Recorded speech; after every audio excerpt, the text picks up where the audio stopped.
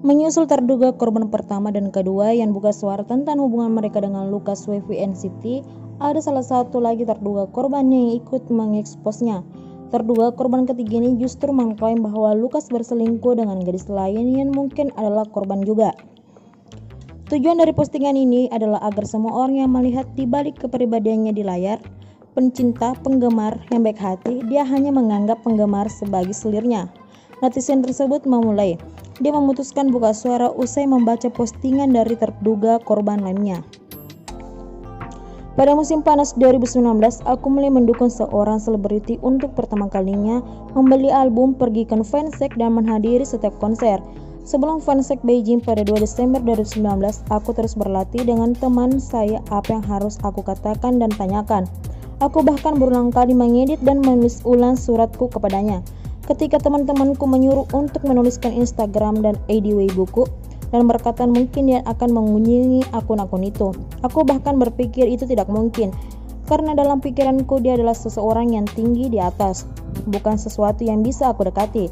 Tapi tak disangka pada dini hari tanggal 3 Desember, tepat setelah fansek, aku menerima pesan pribadi di akun Instagram dan Weiboku dari akun rahasianya. Dia melampirkan tangkapan layar dari Instagram pribadinya dan bagaimana Lucas meminta WeChat-nya. Setelah itu, dia melampirkan tangkapan layar Lucas yang diduga mengirimkan permintaan WeChat.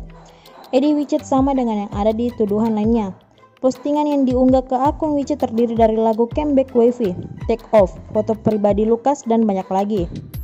Sedikit ragu, tapi jujur perempuan cenderung buta dan percaya diri ketika mereka berada di depan sesuatu yang mereka sukai, terutama ketika sebuah adegan dari sebuah drama terjadi.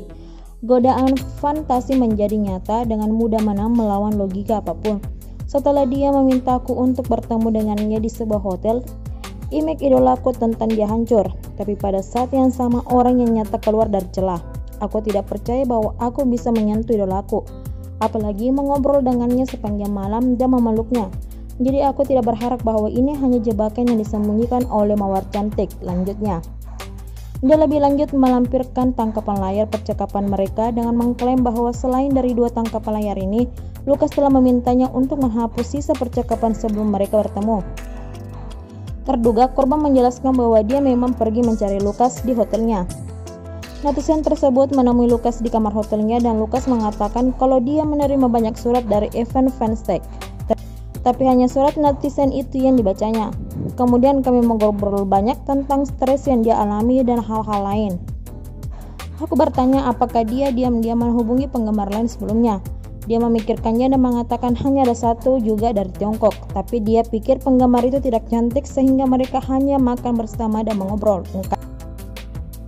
Sebelum pergi, Lucas menyuruhnya untuk tidak memberitahu siapapun termasuk sahabat dan keluarganya dan menyuruhnya menghapus semua log obrolan. Kemudian Lucas menyarankan agar mereka selalu tetap berhubungan melalui WeChat atau bertemu, tetapi dia tidak boleh pergi ke bandara. Sebelumnya dia percaya dia dan Lucas berjodoh, tapi sekarang setelah membaca postingan gadis-gadis lain yang diam-diam dikirimi pesan oleh Lucas, dia menyadari bahwa mereka semua ditipu. Kemudian di fan meeting Bangkok, kami tidak bisa bertemu dan aku sangat sedih.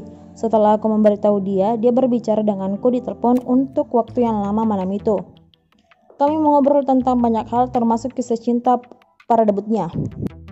Saat itu dia sangat mencintai pacarnya yang juga seorang trainee, tapi karena alasan yang tidak diketahui pacarnya dikeluarkan oleh agensi. Ketika dia memulai debutnya dan mulai sibuk sehingga pacarnya mengalami depresi, selalu berdebat dengannya dan ingin mencoba bunuh diri. Dia merasa seperti dia tidak bisa merawatnya, jadi dia putus dengannya dan tidak punya rencana untuk menjalin hubungan setelahnya. Dia merasa seperti dia tidak bisa merawatnya, jadi dia putus dengannya dan tidak punya rencana untuk menjalin hubungan setelahnya. Jadi meskipun dia menyukaiku, dia tidak memiliki kemampuan untuk menjalin hubungan. Ketika saya mendengar ini, aku sangat memahami dan menerima alasan ini dan berpikir mungkin cintanya padaku hanyalah dia yang bertindak berdasarkan dorongan hati. Sekarang aku melihat timeline bukan karena dia tidak memiliki kemampuan untuk menjalin hubungan, tapi dia tidak memiliki energi untuk berbicara manis dengan begitu banyak gadis. Seseorang harus memberinya tips tentang manajemen waktu, sambungnya. Terdua korban ini juga mengklaim bahwa Lukas semakin menjauh karena dia telah berbicara dengan gadis-gadis lain. Kali kedua aku bertemu dengan dia adalah di acara Sekars di Sanyang pada dini hari tanggal 21 Desember 2019. Aku bersiap-siap untuk menemuinya di acara tersebut. Tetapi saya sedikit demam sehingga aku tinggal di hotel dan tidak hadir. Saat itulah aku mengetahui melalui seseorang teman bahwa penggemar Tiongkok lainnya berkomunikasi dengannya secara rahasia. Dia bertemu denganku setelah acara di malam hari, paparnya. Menurutnya, Lukas telah memanipulasinya untuk merasa kasihan padanya saat dia berbicara tentang ketakutannya ditemukan oleh agensinya. Mereka berhubungan seks tanpa pengaman karena Lukas tak mau beralasan bahwa ia tak berhubungan seks selama hampir setahun. Lukas juga sempat menyebut Chris Wu bodoh dan mengejeknya Wu Topik, yang kini dibalas di netizen dengan menulis kalau Lukas tak jauh berbeda dan mengejeknya Won Needle. Dan itu juga saat kami berhubungan seks tanpa pengaman apapun. Aku bertanya apakah dia ingin memakai kondom, tetapi dia bilang tidak apa-apa. Mungkin karena dia tidak melakukannya dengan cukup baik. Dia mengatakan padaku setelah itu bahwa dia tidak berhubungan seks selama hampir 1 tahun. Memercayainya lagi. Aku tidak pernah berpikir dia akan bersama gadis lain pada malam yang sama setelah kembali ke Seoul, bahkan dalam kondisi seperti itu. Setelah kami melakukan hubungan seksual, aku bertanya kepadanya tentang dia secara diam-diam mengirim pesan ke gadis lain. Aku melihat pesan yang sangat ramai yang dikirim kepadanya oleh gadis ini dan dapat melihat bahwa dia sangat menyukainya, tapi tanggapan Lukas tidak terlalu tulus tulisannya. Netizen itu mengungkapkan bahwa dia kecewa mengetahui bahwa Lukas juga berhubungan dengan penggemar lain. Dia melampirkan tangkapan layar percakapannya dengan Lukas setelah Lukas pernah terlihat bersama Lukas di bar. Mereka terlihat pada akhir April di mana netizen itu mengiriminya pesan dan Lukas menjawab awal Mei. Ini setelah netizen itu setuju untuk berteman dengannya. Terakhir dia menjelaskan sudut pandangnya dan mengungkapkan kekecewaan padanya. Jika tidak ada yang menindunya kemarin, aku masih akan percaya padanya. Namun ketika kebenaran terungkap, kepercayaan aku miliki menjadi ironis dan menggelikan. Terakhir, aku harap semua orang-orang yang membaca ini akan bahagia dan berharap tidak ada yang mengecewakan kalian. Aku tahu bahwa banyak orang yang akan mendukung telah mengedit foto-foto itu, bahwa itu tidak memiliki bukti nyata bahwa aku mengada-ada, tapi aku ingin mengatakan bahwa tidak ada gadis biasa yang bersedia merekam audio atau film dengan kamera tersembunyi ketika dia dengan tulus berkencan dengan seseorang. Aku hanya bisa mengatakan bahwa kepercayaan aku berikan kepadanya berubah menjadi pisau yang dia gunakan untuk menusukku.